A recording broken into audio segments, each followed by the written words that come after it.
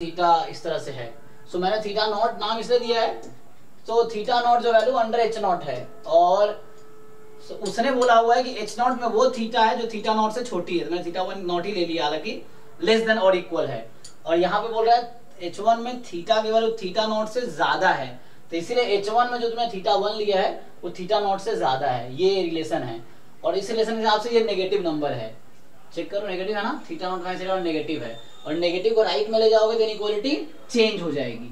So this way you can try, question इस तरह try कर सकते हो। तो यहाँ से ये आ जाएगा, ठीक है ना, मतलब जब हम नेगेटिव नंबर को लेफ्ट से राइट में शिफ्ट करते हैं तो इनइक्वालिटी चेंज हो जाती है ना, तो उस तरीके से है। हालांकि प्रॉपर मेथड इसका कुछ और है ना, वो देखना पड़ेगा क्या है कि मतलब प्रॉपर, ये तो ठीक है, हमने आंसर लाने के लिए ओके है, कोई दिक्कत नहीं है इसमें।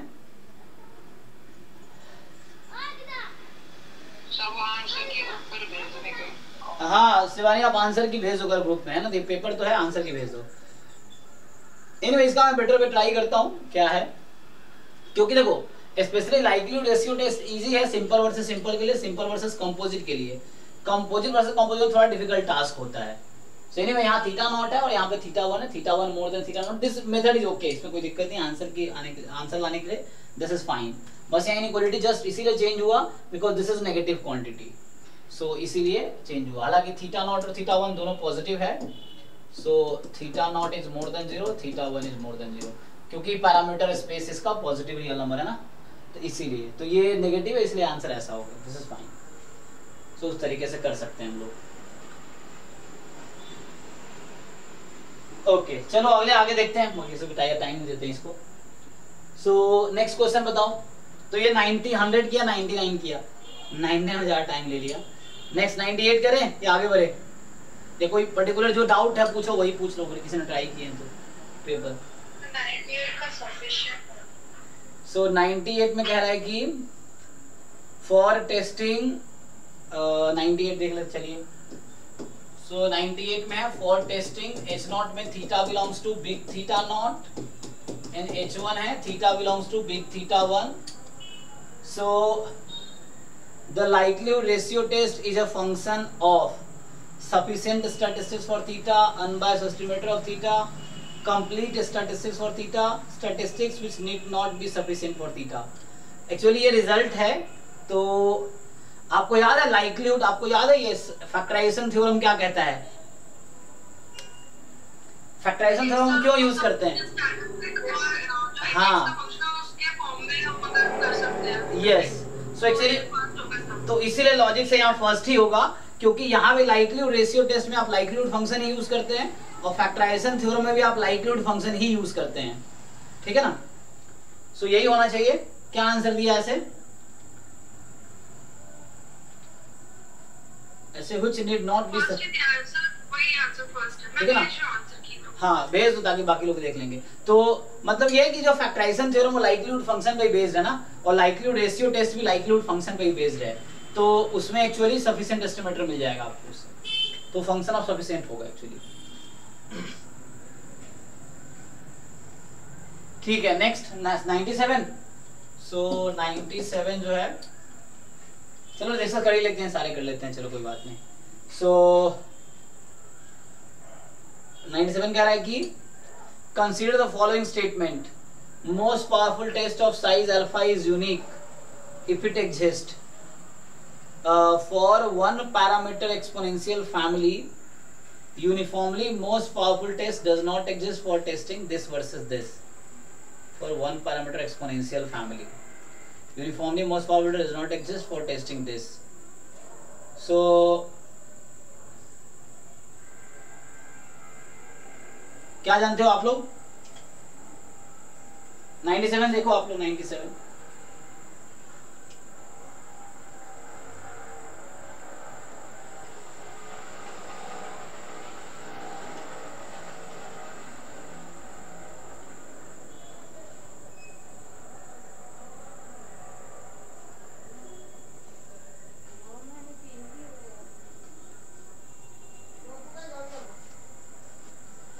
सो मोस्ट पावरफुल टेस्ट क्या होता है? यूनिक होता है कि नहीं? What do you know? हालांकि डेफिनेशन बेस्ड क्वेश्चन है।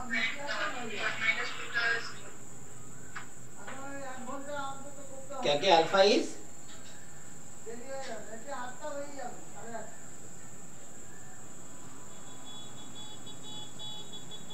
वन पैरामीटर एक्सपोनेंशियल फैमिली के लिए क्यों एग्जिस्ट नहीं कर रहा है? जरूरी नहीं मुझे लगता बी, तो ए तो ओके है।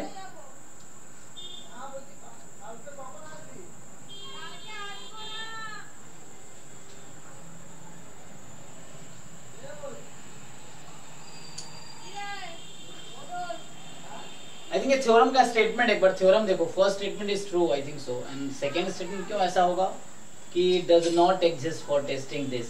सिंपल वर्सेस कंपोजिट में क्या एग्जिस्ट नहीं करेगा यूनिफॉर्मली मोस्ट पावरफुल टेस्ट? ये सब थ्योरम के स्टेटमेंट्स हैं एक्चुअली। तुम गुप्ता यानी कैसेला-बर्गर वाली बुक है, उसमें तुम स्टेटमेंट पढ़ोगे ना डायरेक्टली मिल जाएगा, या अभिके रोहतगी वाली बुक में तुम्हें मिल जाएगा। सिंपल वर्सेस सिंपल केस में होता है।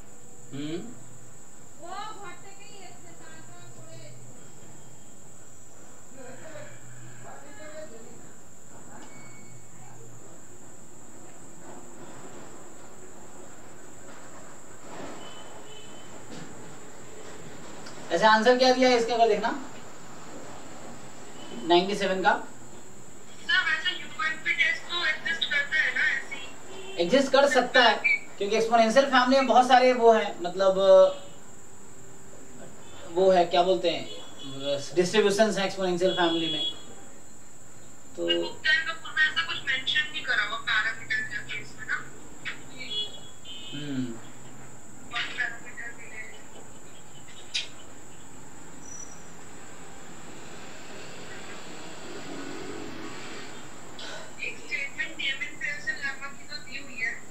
हाँ, अगर उसको कंसीडर करें तो शायद कह सकते हैं।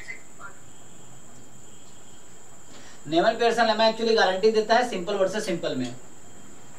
हाँ। सो ये कह रहा है for the one parameter exponential family, for example तुम ले लो कोई भी डिस्ट्रीब्यूशन ले लो, मान लो एक्सपोनेंशियल डिस्ट्रीब्यूशन ही है ना। So for the one parameter exponential family UMP test, हाँ पॉइजन डिस्ट्रीब्यूशन भी वर्क करेगा क्या, एक पर माइनस लैम्डा। हाँ बस वो देखना है कि वो उस फॉर्म में है कि नहीं। हाँ है, एक्सपोनेंशियल फैमिली फिट हो जाएगा। तो क्या इसमें एग्जिस्ट नहीं करेगा यूनिफॉर्मली मोस्ट पावरफुल टेस्ट?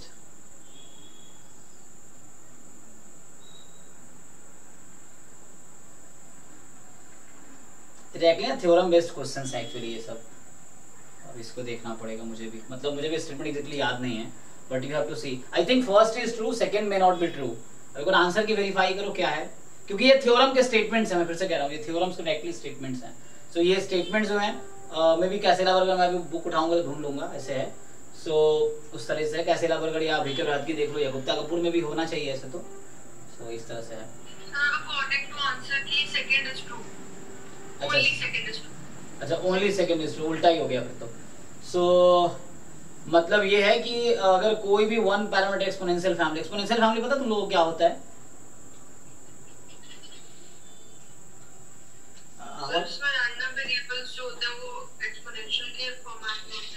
नहीं उसका ये एक्चुअली कॉन्सेप्ट, हाँ जिसको आप इस फॉर्म में लिख, मैंने एक बार लिखा होगा कि लाइक fx को आप you can write exponential of log ना। तो for example function of theta you can write function of for example just bx, मान लो इस तरीके से। हाँ and plus a theta into bx। इस नॉर्मल में होता है, नॉर्मल में भी तो सारे एक्सरसाइज एक्सपोनेंशियल की पावर होती है। हाँ उस तरीके से ब्रेक कर सकते हैं कि फॉर्म स्टैंडर्ड एक्चुअली फॉर्म है, उस फॉर्म में तुम ये इस फॉर्म में अगर लिख सकते हो तो वो एक्सपोनेंशियल फैमिली का मेंबर है।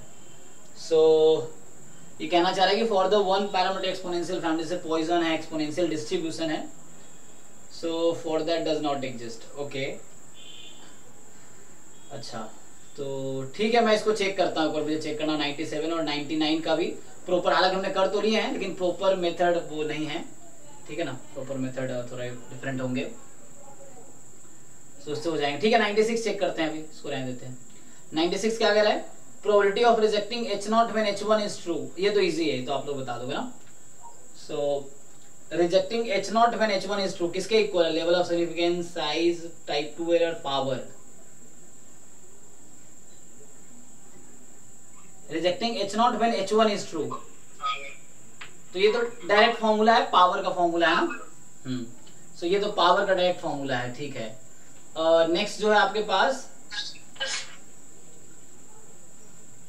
ठीक है ना। और जो 95 क्वेश्चन है वो ये कह रहा है कि कंसीडर, ये क्लास में हमने किया था उस दिन कि एच नॉट दे रखा है, x belongs to f naught and x 95 देखो 95 क्वेश्चन। सो एक्स जो है, सो 95 क्वेश्चन जो आपके पास में ये बोल रहा है कि तो आपको एक टेबल बना रखा है, क्लास हमने किया कुछ क्लास पहले। सो एफ नॉट की डिफरेंट पॉइंट पे मास है, एफ वन की डिफरेंट पॉइंट पे मास है। बोल रहा है कि based on sample of size 1 most powerful test of size this. तो साइज क्या होता है? So the size is rejecting H naught when h naught is true, है ना। सो ये इसकी प्रोबेबिलिटी है। सो साइज आपको दे रखा है 0.1, रिजेक्टिंग एच नॉट। अब आपको देखना है कि इनमें से जो ऑप्शंस है कौन सा आप लोगे उसका क्रिटिकल रीजन, ताकि प्रोबेबिलिटी उस पॉइंट पे when h naught is true. तो एच नॉट इज ट्रू मतलब अंडर एफ नॉट, है ना। जब एक्स का डिस्ट्रीब्यूशन एफ नॉट है तो उस केस में आपकी probability what will you consider here, x is equal to क्या लोगे ताकि ये 0.05 आ जाए। तो ये ऑप्शन देख के समझ आ रहा होगा आपको, देखिए। सो अंडर एफ नॉट में एक्स की किस वैल्यू पे 0.05 प्रोबेबिलिटी दे रखी है? बता, डिस्कस किया था पहले हमने 0 पे ना, तो यहाँ पे 0 पे। इसका भी आंसर चेक करते रहना आप लोग और देखना क्या है करेक्ट आंसर है। तो 94 कह रहा है आपसे कि in likelihood ratio test which of the following is true about the test statistics lambda X. Lambda X कौन सा वाला फॉर्म का है? So lambda X more than equal to 0, lambda X less than equal to 0, lambda X between 0 and 1 and lambda X more than equal to 1। So क्या होता है जी? In likelihood ratio test जो आपके,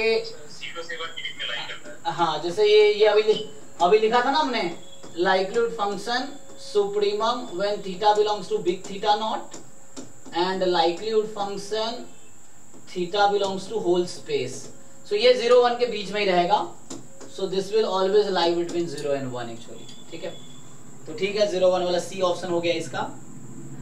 93 क्या, हमने 100 से स्टार्ट किया था एक्चुअली। सो 93 कह रहा है कि x है नॉर्मल 0 1 और y है आपका काई स्क्वायर k। तो पूछ रहा है कि which of the following is always true. तो इसका मैं बताता हूँ, देखो मतलब मैं लिख देता हूँ। सो आपको बोल रहा है 93 क्वेश्चन जो है, मतलब इस क्वेश्चन का लेवल थोड़ा हाई है। 22 वाला पेपर इजी था, है ना। इस पेपर का लेवल थोड़ा अच्छा है, मतलब 21 वाले का जो अभी हम कर रहे हैं थोड़ा डिफिकल्ट लिख रहा है मुझे।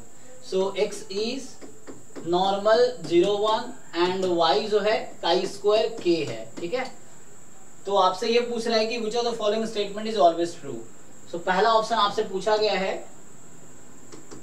तो ये तो थ्योरम बेस्ड, मतलब ये सारे क्वेश्चन थ्योरम बेस्ड ही हैं। तो वही बोल रहा हूँ, स्टेटमेंट या थ्योरम्स याद रखने पड़ेंगे ना, कुछ टाइम बाद भूल जाओगे, ऐसा होता है। सो अगर थ्योरम से स्टेटमेंट याद नहीं रहेंगे तो।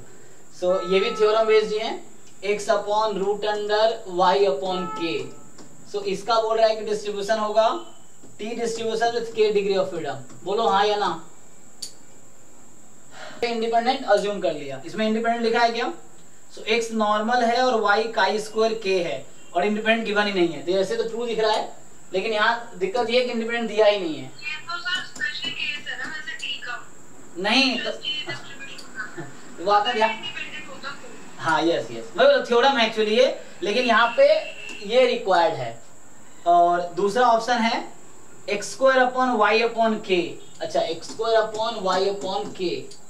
सो अभी के लिए रॉन्ग है, वैसे थ्योरम ट्रू होगा अगर एक्स वाई इंडिपेंडेंट है तो ये स्टेटमेंट ट्रू है, पर चूंकि इंडिपेंडेंट नहीं दिया है तो इसीलिए रॉन्ग है। सेकेंड बोल रहा है कि x square upon y upon k जो है एफ डिस्ट्रीब्यूशन है 1k, f1 k।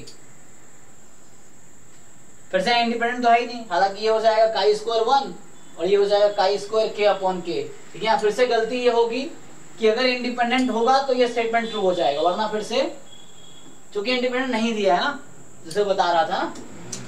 सो तीसरा जो स्टेटमेंट है variance of x plus Y है ना।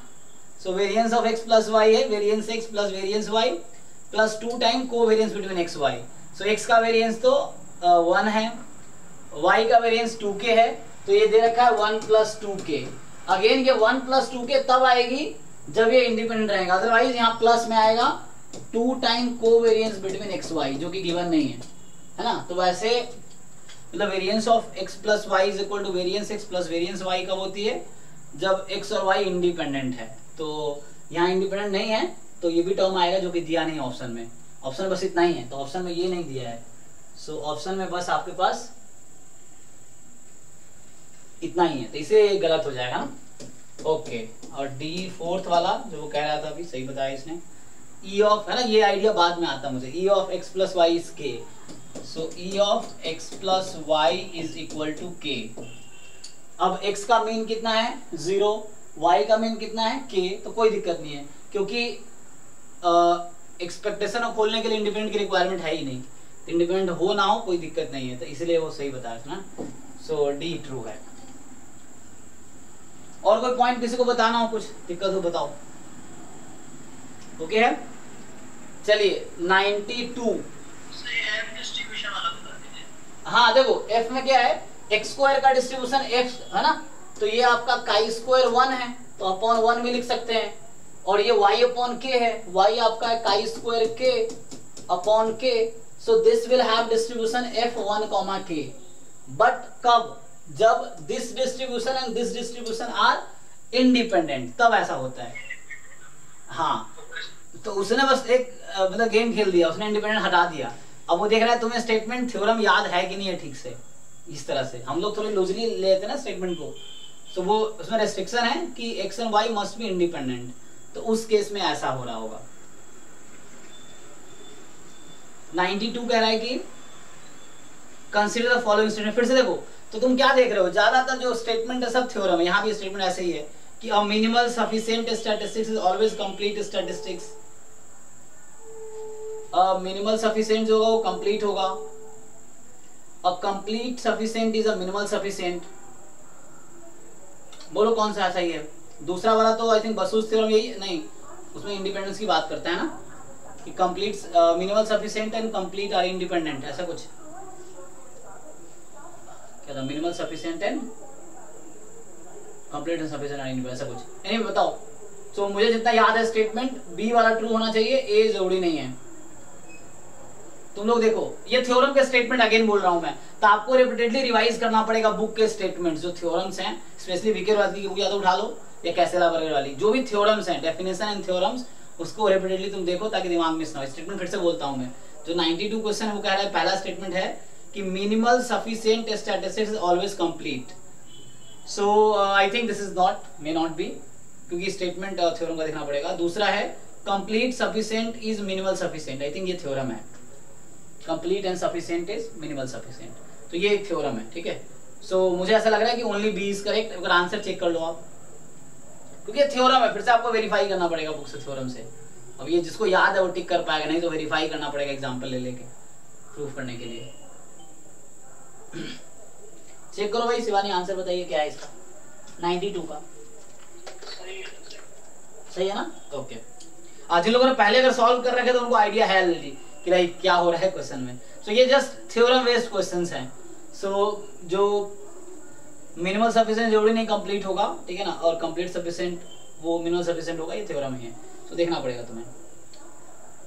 आते 91 पे। 91 कह रहा है आपको कि x1 x2 xn be a random sample from PDF 1 plus theta x की पावर थीटा, ठीक है, और x 0 से 1 में है इस तरह से, और t x बार है। तो बोल रहा है कि मेथड ऑफ मोमेंट, ये तो इजी है ना, मेथड ऑफ मोमेंट निकाल लोगे आप लोग। जस्ट आपको मीन निकालना है, और ये तो कर दोगे ना, ये करके दिखाऊं, ये तो इजी है कि आपको क्या करना है, x bar is equal to EX, है ना, ये तो इजी है, तो सब लोग कर देंगे।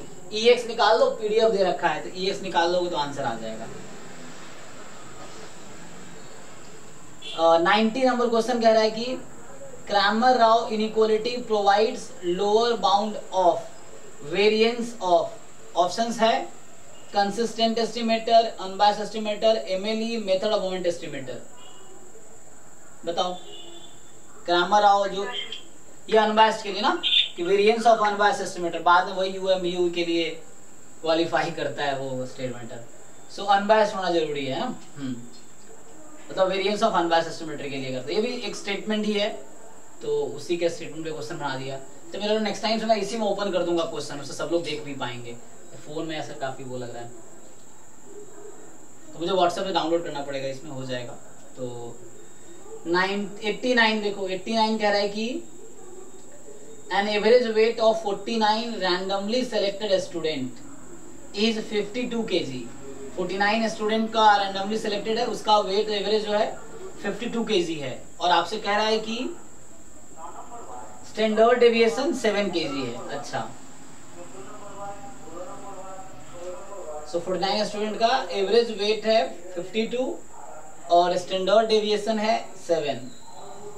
Then assuming that the weight of a student is normally distributed, और बता रखा है कि जो वेट है वो नॉर्मल डिस्ट्रीब्यूशन में है, तो 95% कॉन्फिडेंस इंटरवल। तो आपको क्या क्या दे रखा है इन्होंने, सिग्मा की वैल्यू गिवन है ना, और अल्फा भी, हाँ 1 माइनस जो कॉन्फिडेंस कोएफिशिएंट है 1 माइनस अल्फा वो है एक्चुअली 0.95 1 माइनस अल्फा। तो ये फॉर्मूला लगा के आ जाना चाहिए।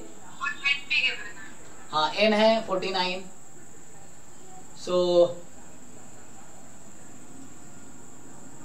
मीन वेट मतलब x बार गिवन है, एवरेज था ना, वो क्या था एवरेज वेट था, तो x बार पता है, तो क्या होता है x bar plus minus sigma by root n upon z alpha by 2, तो हो जाएगा। ये फॉर्मूला लगा लो, डायरेक्टली आ जाएगा। जो म्यू का कॉन्फिडेंस लेवल जो होता है म्यू का आपका कि x bar plus minus sigma by root n z alpha by 2, और सारी क्वांटिटी पता है आपको, है ना। x बार पता है 52 है, सिग्मा पता है 7 है, n पता है 49 है, अल्फा निकाल लो 1 माइनस 0.95 0.05 है, so बाई 2 ये वैल्यू तुम्हें पता है, आई थिंक 1.96 होता है ना ये, सो जेड 0.025 इज 1.96 इस तरीके से। जो 88 नंबर क्वेश्चन है वो ये कह रहा है कि x1 x2 xn with random sample from Poisson theta. So ये पॉइसन थीटा से लिया गया है, t x बार है। So which of the following is MLE of e की पावर माइनस थीटा। तो सिंपली तुम पॉइसन में बताओ एमएलई क्या होता है x का, मतलब थीटा का क्या आता है एमएलई x बार, तो e की पावर माइनस थीटा क्या हो जाएगा e की पावर माइनस x बार, तो पहला ऑप्शन ही होना चाहिए, क्योंकि एनी फंक्शन ऑफ एमएलई मतलब कोई फंक्शन है, सो t एमएलई है थीटा का, तो gt is the MLE of g theta, इस तरह से। तो e की पावर माइनस t ही आंसर हो जाएगा पहला ऑप्शन 88 का। 89 जो है x1 सॉरी 87 जो है x1 x2 xn random sample है यूनिफॉर्म माइनस थीटा थीटा में, ठीक है। तो which of the following is UM VUE of theta. So निकाला जा सकता है, आपको बस देख लेना ये xn actually complete sufficient statistics होता है, ये एक रिजल्ट है फिर से कि यूनिफॉर्म माइनस थीटा थीटा के लिए जो nth ऑर्डर स्टैटिस्टिक्स है वो कंप्लीट सफिशिएंट है। तो बस देख लो अनबायस्ड कौन सा है, उससे हो जाएगा ना कि अनबायस्ड जो है यूएम VUE क्या होता है, अनबायस्ड एस्टिमेटर होने चाहिए। तो function of complete sufficient estimator जो अनबायस्ड हो जाए उसको यूएम VUE कहते हैं। तो 4 में से जो भी अनबायस्ड है वो करेक्ट आंसर है, तो चेक कर लो। कम टू 86 फिर से स्टेटमेंट बेस्ड है, थ्योरम बेस्ड स्टेटमेंट है। Consider the following statement about unbiased estimator. Unbiased estimator need not be a function of sufficient statistics. हाँ, कह रहा है कि अनबायस्ड एस्टिमेटर जरूरी नहीं है कि सफिशिएंट का ही फंक्शन हो, ठीक है ना, मतलब हाँ सही कह रहा है। क्या लग रहा है है ना, कि क्योंकि सिंगल रैंडम वेरिएबल x1 जो है सैंपल का वो भी अनबायस्ड हो सकता है, but this is not sufficient, चलेगा। If there are 2 unbiased estimator then there are infinitely many, और अगर 2 अनबायस्ड एस्टिमेटर तुम्हारे पास है तो इनफाइनाइटली मेनी अनबायस्ड एस्टिमेटर मिल जाएंगे। ये भी ट्रू है क्योंकि लीनियर कॉम्बिनेशन ले लो उसका, या लीनियर कॉन्वेक्स कॉम्बिनेशन ले लो, तो 2 T1 T2 अगर अनबायस्ड एस्टिमेटर है तो lambda t plus 1 minus lambda T2, lambda T1 1 minus lambda T2, lambda 0 से 1 के बीच का कोई भी रियल नंबर ले लो तो वो 1/c हो जाएगा, कॉन्वेक्स कॉम्बिनेशन यू कंसीडर। सो ठीक है ये भी, सो दोनों स्टेटमेंट ट्रू हो गया फिर तो। x1 x2 xn भी random sample uniform minus theta theta, ये लास्ट टाइम में किया था हमने क्लास में, यूनिफॉर्म माइनस थीटा। बोल रहा है कि सफिशिएंट एस्टिमेटर बताओ कौन सा होगा, तो सफिशिएंट हमने फाइंड किया था ना, नहीं किया था, फैक्टराइजेशन हम लगा लेंगे, ये आई थिंक वो आएगा डी ऑप्शन जो है, maximum of minus x1 plus xn, ये आया था ना कुछ ऐसा, चेक करो। ये जो क्वेश्चन 85 है, 85 की बात करें है ना, 85 जो है सो uniform minus theta comma theta है, तो यहाँ तुम मैक्सिमम ऑफ, ये आई थिंक यही आ जाएगा x1 एंड xn, ये हमने फाइंड किया था तब, लाइक्लीहुड फंक्शन फाइंड किए थे ना, एमएलई फाइंड किया था हालांकि मुझे लगता है, लेकिन तुम फाइंड करोगे मुझे लगता है यही आएगा तुम्हारा वो भी सफिशिएंट स्टैटिस्टिक्स भी, ठीक है ना, क्योंकि फैक्टराइजेशन थ्योरम लगाना पड़ेगा तुम्हें। अब जिनको डाउट हो तो बोलो, मैं सॉल्व करके दिखा दूंगा ये चीजें, अगर ओके है तो ठीक है। 84 है, फिर से स्टेटमेंट बेस्ड क्वेश्चन है, मतलब ये सब डेफिनेशन या थ्योरम्स के स्टेटमेंट तुम बार बार रिवाइज करो क्योंकि वो कंफ्यूजन ना हो एग्जाम में। सो कह रहा है कि a sufficient statistics contain all information in a sample about parameter, ये भी डेफिनेशन ही लाइक है एक, सही बात है हाँ। फिर कह रहा है कि maximum MLE is unique if it exist, ये भी सही है, ये भी सही है ना कि एमएलई या तो एग्जिस्ट नहीं करेगी, एग्जिस्ट करेगी तो एक ही होगी, क्योंकि वो पॉइंट ऑफ ग्लोबल मैक्सिमा ढूंढना होता है आपको, कि जो भी है ग्लोबल मैक्सिमा का पॉइंट है उसी को एमएलई बोलते हैं, तो ये भी सही है, दोनों सही हो गया। ओके सो स्टेटमेंट ही है ना। 83 कह रहा है कि x1 x2 xn are random IID random variable with common PDF दे रखा है 1 plus delta upon x square plus delta, अच्छा x more than equal to 1 है, 0 होगा otherwise. So ex does not exist, अब ex निकाल के देखना पड़ेगा क्या आता है, मीन e ऑफ सर ये जो प्रीवियस क्वेश्चन था हमारा, हाँ सफिशिएंट स्टैटिस्टिक्स और एमएलई से रिलेटेड, तो उसमें सिर्फ ओनली वन इज ट्रू है, कौन सा ओनली वन ट्रू है? Sir sufficient statistic contains all information वाला ट्रू बता रहा है, ओनली अच्छा अच्छा, एमएलई इज नॉट यूनिक ऐसा कह रहा है, जरूरी नहीं है, यूनिक नहीं होती है सर, ऐसा है क्या? एमएलई दो, अरे हाँ हाँ हाँ मतलब भूल ही गया, पूरा इंटरवल एमएलई आ सकता है ना, जैसे यूनिफॉर्म वो ले लो ना, कौन सा था, हाँ तो भूल ही गया ना, पूरा इंटरवल एमएलई हो सकता है, बहुत सारे ऐसे डिस्ट्रीब्यूशन है, for example uniform theta minus half theta plus half, हाँ ये ले लो, इसमें इनफिनिटली मेनी तुम्हारे पास एमएलई आ जाएगा, यस यस पूरा इंटरवल एमएलई आ जाता है ना, यस हाँ वो हमने गलत, हाँ वो कॉन्वेक्स कॉम्बिनेशन वाली, यस तो यहाँ मिस्टेक हो गया ना। तो एक्चुअली फिर से यहाँ पे ध्यान रखना, इस डिस्ट्रीब्यूशन तुम चेक करो तो तुम्हारा वो जो आएगा एमएलई जो यहाँ पे आएगा एक्चुअली, क्योंकि जो तुम्हारा लाइक्लीहुड फंक्शन है वो आ जाएगा 1 और यहाँ पे आएगी x की वैल्यू थीटा माइनस हाफ से थीटा प्लस हाफ, इस तरीके से ले लो। तो इस केस में तुम फाइंड करोगे ना तो पूरा इंटरवल तुम्हारा एमएलई आ जाएगा यहाँ पे, कुछ इस तरह से मुझे ऐसा लग रहा है कि nth order statistics minus half से first order statistics plus half, ये पूरा एमएलई है, ये आ जाएगा कि इस इंटरवल का कोई भी पॉइंट एमएलई है, तुम इसका कॉन्वेक्स कॉम्बिनेशन ले लो तो एमएलई हो जाएगा, यस यस है ना। तो यहाँ ध्यान रखना है, वो स्टेटमेंट फिर से बोल रहा हूँ, थ्योरम स्टेटमेंट है, तो MLE may not be unique actually, हाँ तो वो गलत हमने बोल दिया कि यूनिक ही होगा। सो है ना, तो अगर ऐसे स्टेटमेंट, या तो ये भी स्टेटमेंट ही है हालांकि कि MLE may not be unique, लेकिन वो याद नहीं था इस तरीके से। ओके ठीक है, तो अच्छा कि याद दिला दिया ना, जैसे ये एग्जांपल और बहुत सारे एग्जांपल है जहाँ पे एमएलई आपको इनफिनिटली मेनी मिलेंगे, पूरा इंटरवल एमएलई है, कोई भी पॉइंट लो, क्योंकि वो लाइक्लीहुड फंक्शन कांस्टेंट हो जाएगा किसी इंटरवल पे मान लो, तो मतलब उस इंटरवल के हर पॉइंट पे वो मैक्सिमम है, क्योंकि कांस्टेंट फंक्शन हो गया, तो ये भी है यहाँ पे लाइक्लीहुड कांस्टेंट फंक्शन हो गया, तो इसीलिए ऐसे उस टाइम किसी ने याद नहीं दिलाए। चलो नेक्स्ट। सो 83, तो 83 में निकालना है x e mod x, so check कर लो। ये बोल रहा है कि E mod X exist and weak law of large number hold. तो weak law of large number hold करने के लिए ई एक्स स्क्वायर फाइनाइट होना चाहिए, है ना, वेरिएंस फाइनाइट होने चाहिए ना, ये चीजें हैं। तो ई एक्स स्क्वायर भी निकाल फाइंड करके देखना पड़ेगा तुम्हें, ट्राई करके देखो तुम। ये जो 83 नंबर क्वेश्चन है, देखो जिन लोगों ने ट्राई नहीं किए पेपर, एक बार कल फिर से आप करके पूरे 100 क्वेश्चन करके आना, जो डाउट होगा पूछना, फिर डिस्कस करेंगे, है ना ये चीजें, क्योंकि एक भी डाउट रह जाएगा एग्जाम में उसी कॉन्सेप्ट के क्वेश्चन आ जाएंगे, मैं बता रहा हूँ। तुम जो एक दो कॉन्सेप्ट छोड़ दोगे ना एग्जाम में, उसी पे आ जाएगा क्वेश्चन, इसलिए एक भी कॉन्सेप्ट छोड़ो मत। तुम ये 100 क्वेश्चन सर सारे ट्राई करो, सीखने की कोशिश करो, और छोड़ने की जरूरत नहीं है ना।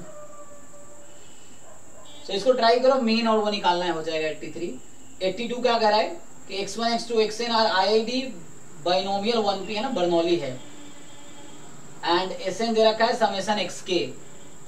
तो बोल रहा है कि probability Sn minus np upon this, तो मतलब ठीक है, this is less than equal to कितना, हाफ होगा सेंटर लिमिट थ्योरम से 82, है ना। तो ये सेंटर लिमिट थ्योरम लगा दोगे, हाफ आ जाएगा, क्योंकि z लेस देन 0, तो 5050 की वैल्यू हाफ हो गई। 81 है X be random variable with mgf, और ये कल ही किया था हमने कि mgf है 1 माइनस 2t की पावर -1। सो 1 माइनस 2t इसकी पावर -1 है, तो इसका मतलब ये हो गया कि क्या, ये काई स्क्वायर 2 है, तो इसका वेरिएंस पूछ रहा है, सो वेरिएंस कितना हो जाएगा 4। ये कैसे भी निकाल लो, इस लास्ट क्लास में किया था। जो 80 नंबर क्वेश्चन है वो कह रहा है F distribution with 1 and delta 2 degree of freedom becomes dash when delta 2 tends to infinity। तो इसका तो रिजल्ट है, क्या होता है,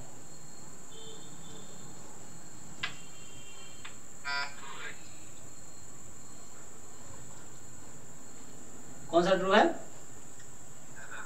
पहला काई स्क्वायर। सो इसमें तुम अगर देखोगे एफ जो है,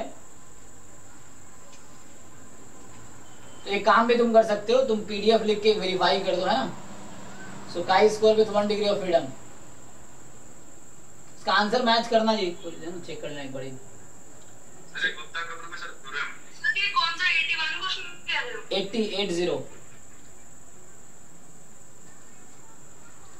81 का तो 4th आंसर, मतलब 3rd ऑप्शन था, आंसर 4 था। और 80 का बोल रहा है कि एफ डिस्ट्रीब्यूशन 1 कॉमा है ना, इस तरह से है। सो एफ का पीडीएफ लिख के भी देख सकते हैं, या वैसे चेक कर लो।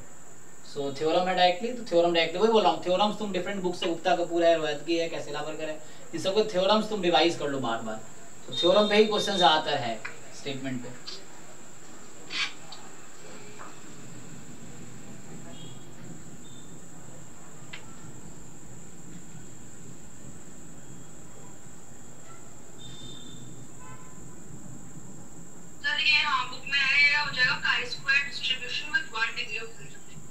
ठीक है ना।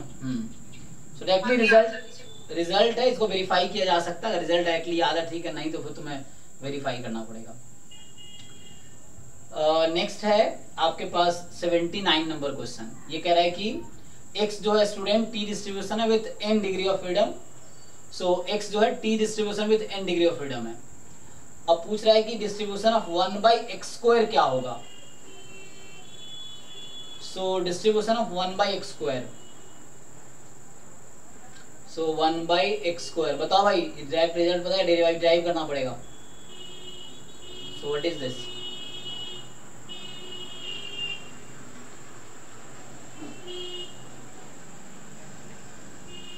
सर इसका भी डायरेक्ट रिजल्ट है। सो 1/x, हाँ इसका रिजल्ट ये अगर t जो है वो t डिस्ट्रीब्यूशन, मतलब x जो है t डिस्ट्रीब्यूशन को फॉलो कर रहा है, तो जो x² है वो f को फॉलो करेगा with 1, n degree of freedom. हाँ, बट क्योंकि रेसिप्रोकल है तो फिर उनकी डिग्री शिफ्ट हो जाएगी, fn, 1 हो जाएगा, है ना। सो यहाँ फिर से तुम्हें रिजल्ट डायरेक्टली यूज हो रहा है, ठीक है ना, एक बार देख लो।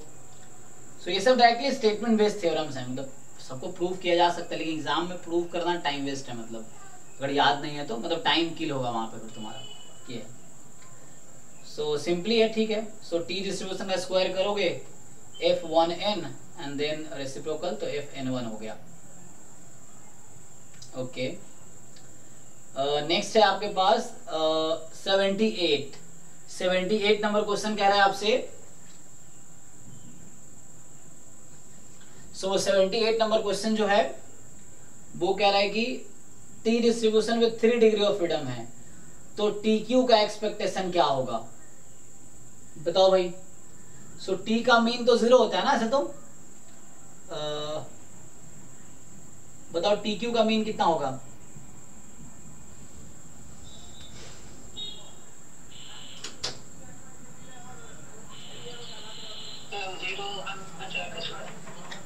चेक करो, आंसर चेक कर लो क्या है।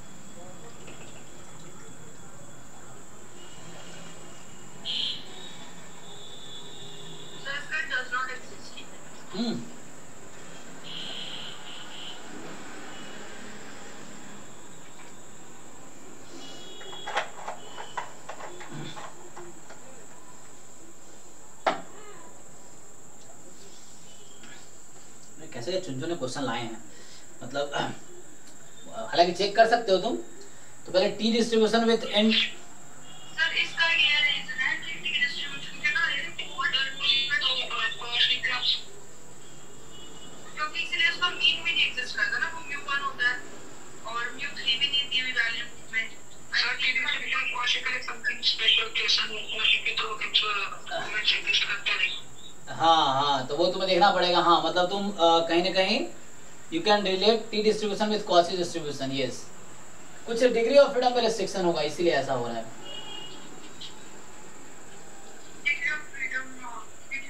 यहाँ 3 है ना, so T 3 degree of freedom में टी जो है, टी डिस्ट्रीब्यूशन एक्चुअली क्या है यहाँ उसमें, वो तो हाँ मतलब ई ऑफ जो कॉसी में होता है कि लाइक जो x की पावर r है, r लेस देन 1 है तो मीन एग्जिस्ट करेगा। यस, लेकिन यहाँ पे टी क्यू है डिग्री ऑफ फ्रीडम पे डिपेंड कर रहा है, n कुछ ना कुछ होगा उसके चक्कर में। तो तुम्हें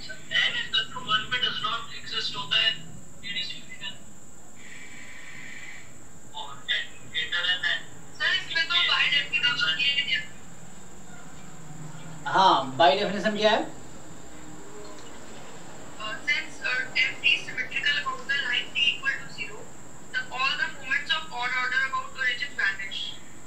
तो वैनिश का मतलब तो इसीलिए μ1 उन्होंने दिया हुआ कि μ1 डैश इज 0, फिर उन्होंने μ2 की वैल्यू कैलकुलेट करी जो कि इवन ऑर्डर है, उसके आगे इन्होंने μ3 की भी नहीं दी, फिर μ4 की दी। तो वैनिश डिस्ट्रीब्यूशन प्रॉपर्टी है ना कि उसके ऑड ऑर्डर सेंटर मूवमेंट्स 0 होते हैं जैसे नॉर्मल के लिए भी, तो 0 तो होते हैं, लेकिन यहाँ पे इन्होंने दिया डज नॉट एग्जिस्ट ना। आंसर तो ये कह रहे हैं कि डज नॉट एग्जिस्ट है,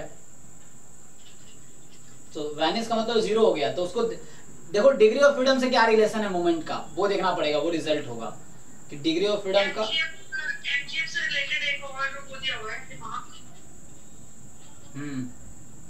तो इसमें then all the moments of order 2 are less than n exist but the moments of order 2 are greater than or equal to n do not exist, so hence the mgf of free distribution does not exist.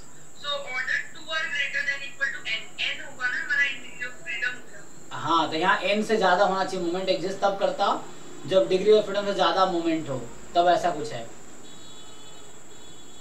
जैसे यहाँ degree of नहीं जो ज्यादा होगा तो नहीं exist करेगा, n से ज्यादा होगा।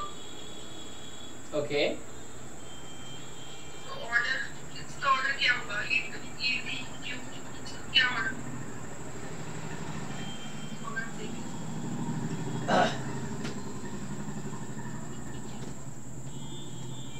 ये सब थ्योरम के स्टेटमेंट्स हैं, ठीक है, तुम्हें ध्यान रखना है, ये तुम्हें देखना पड़ेगा। मैं अगर वेरीफाई कर लेता हूँ क्या रेस्ट्रिक्शन है।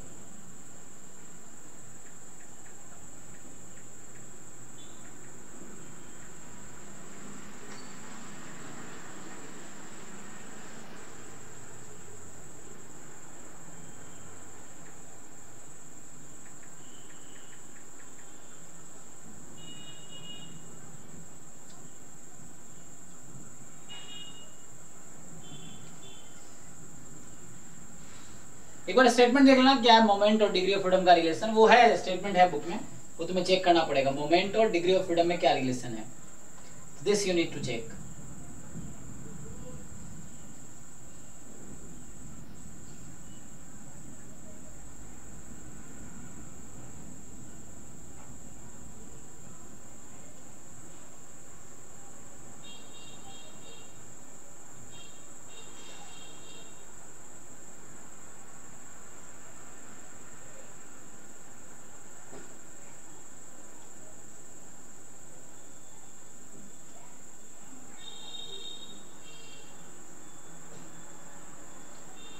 ओके ये कह रहा है कि x is a T distribution with n degree of freedom, ये वीकर मैथ की मैं थ्योरम पढ़ रहा हूँ पेज नंबर 267 पे। सो x है T distribution with n degree of freedom, तो x की पावर r एग्जिस्ट करेगी अगर x की वैल्यू लेस देन r है, सॉरी r की वैल्यू लेस देन n है। आप समझो क्या बोल रहा है ये, तो जो तुम कह रहे थे ना जैसे डिग्री ऑफ फ्रीडम 3 है तो 3 से लेस मोमेंट एग्जिस्ट करेगा।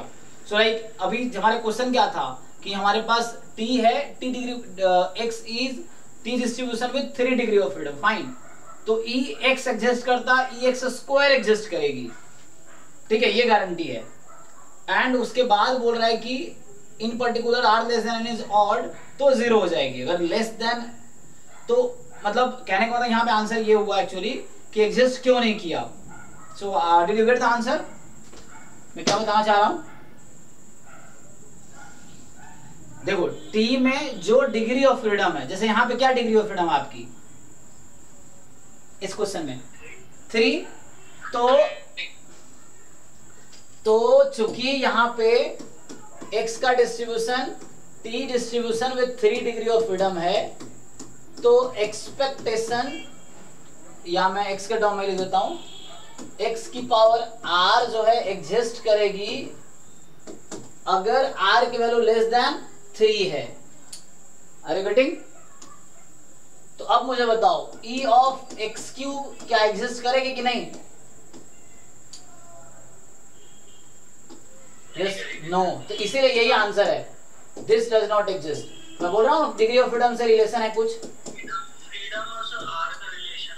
यस, मोमेंट्स, कौन सा, ये rth मोमेंट बोलते हो ना इसको आप, सो rth मोमेंट एग्जिस्ट करेगी अगर r की वैल्यू डिग्री ऑफ फ्रीडम से कम होनी चाहिए, अगर ज्यादा होगी इट विल नॉट एग्जिस्ट। तो ये लॉजिक लगा दिया, थ्योरम है कि टी डिस्ट्रीब्यूशन में जो डिग्री ऑफ फ्रीडम है n है, तो nth मोमेंट से नीचे वाली मोमेंट ही एग्जिस्ट करेगी, ठीक है ना। तो ये एक्चुअली लॉजिक है इस क्वेश्चन का, मतलब इन्होंने सीधा सीधा चुन चुन के जो भी स्टेटमेंट्स है थ्योरम है उस पे ही क्वेश्चंस बनाए हैं, है ना, इस तरीके से डेफिनेशन या थ्योरम्स पे। चलो नेक्स्ट देखते हैं आगे। सो कहां तक पहुंचे हम लोग? 78 कर रहे हैं, 76 देखो, 77 देखो, 77 कह रहा है कि कोएफिशिएंट ऑफ वेरिएशन ऑफ, जी ये तो हो गया क्या आंसर आया? वो ढूंढना पड़ेगा, बट हो गया। अच्छा हो गया था ना, coefficient of variation of the chi-square variation का फार्मूला क्या देता है? सिग्मा अपॉन x बार, या sigma upon mu, sigma upon mean कर देंगे तो वो 2n अपॉन n, हां पर वो हो जाएगा, हाँ उससे आ जाएगा, ठीक है ना। तो ये बोल रहा है कि chi-square 2 डिग्री ऑफ फ्रीडम है, तो 2 डिग्री ऑफ फ्रीडम है तो देख लो, सो chi-square तो ये 2 ही हो गया, और मीन कितना हो गया?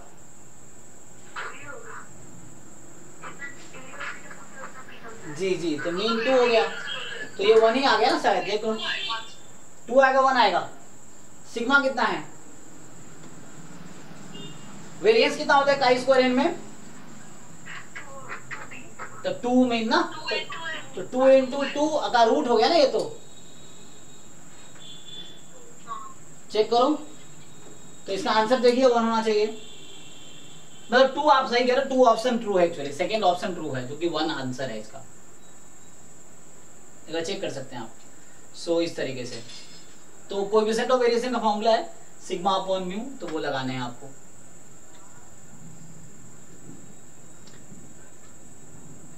मोड ऑफ, देखो सब फॉर्मूला थ्योरम बेस्ड क्वेश्चन है।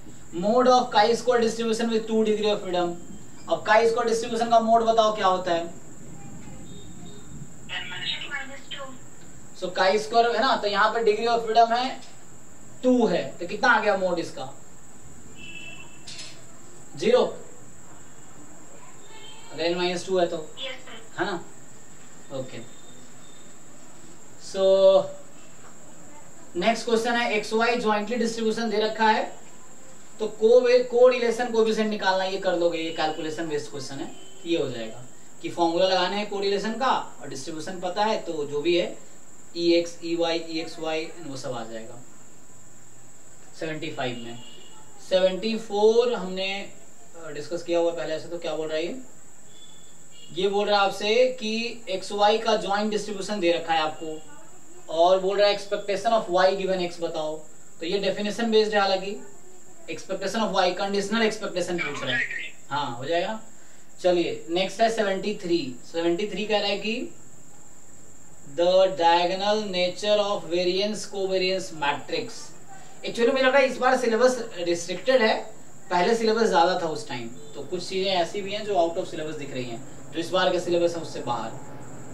So the diagonal matrix diagonal nature of the variance covariance matrix of a bivariate normal distribution implies the underlying random variables are.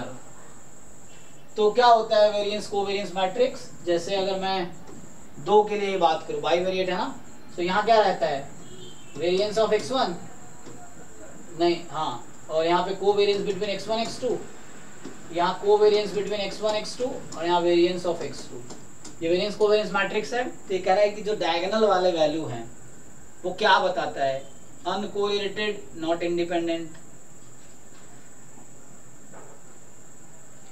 diagonal nature of the variance covariance matrix of a bivariate normal implies, so uncorrelated but not independent, uncorrelated and independent, correlated या dependent, हाँ जी क्या बताएगी diagonal nature।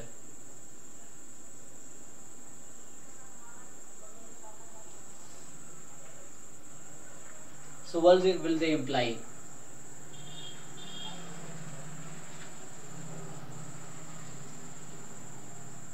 बताओ तो मुझे ना paper इसी में ओपन कर लेना चाहिए था तो मैं दिखता, लेकिन पेपर ओपन करेंगे फिर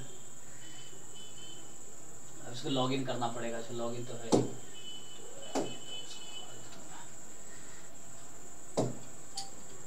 हैंग भी कर रहा है। सो क्या आंसर है इसका?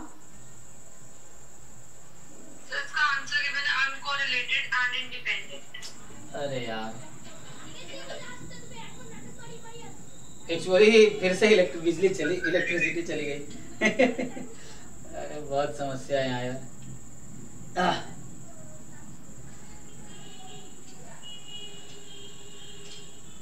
ठीक है, हमने अभी ट्राई कुछ क्वेश्चंस कहाँ तक पहुंचे हैं, 72 तक पहुंचे हैं, 73 कर रहे हैं ना।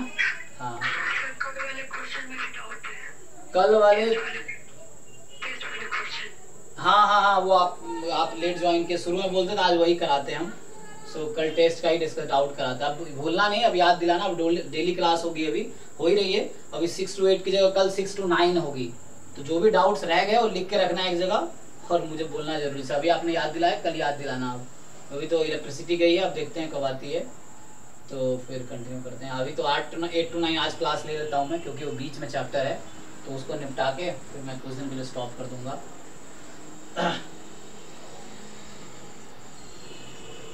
बाकी देखो, जिन लोगों ने ट्राई किए हैं, जैसे शिवानी ट्राई करके आई थी बताया, और लोगों ने ट्राई कर ही रखा है जो आंसर दे रहे हैं फटाफट, इसका मतलब उन लोगों ने ट्राई कर रखा है। जो लोग नहीं ट्राई किए वो प्लीज ट्राई करो। जो PYQs अपलोडेड है ड्राइव में, एक एक पेपर आप खुद से ट्राई करो, पहले डाउट पूछो। जैसे हमने 22 के डिस्कस किए, अभी हम 21 के डिस्कस कर रहे हैं, और इसके कुछ क्वेश्चन पहले ही बच्चे पूछ चुके हैं जिन्होंने ट्राई पहले किया है हालांकि।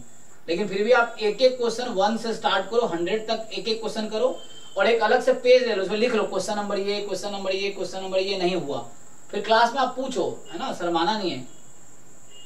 जब मैं पूछता हूँ क्लास में डाउट है, तो फिर कई लोग उसमें जवाब नहीं देते हैं, अब बाद में बोलते हैं सर ये डाउट है, क्लास में पूछो। सो अभी तो ऐसा है, आप इसको फिनिश करो। अब इलेक्ट्रिसिटी आती है, मैं याद दिलाता हूँ आपको ज्वाइन करने के लिए, अदरवाइज कल फिर 6 to 9 करेंगे क्लास, ठीक है? हाँ तो कल 6 to 9 करते हैं, ठीक है, ओके। चलो अभी यही स्टॉप करते हैं, फिर आप ट्राई करके आओ, ये पेपर खत्म करके आओ, 21 वाला कंप्लीट करो, कल 21 का डाउट और टेस्ट 4 का डाउट करेंगे। चलिए थैंक यू। हाँ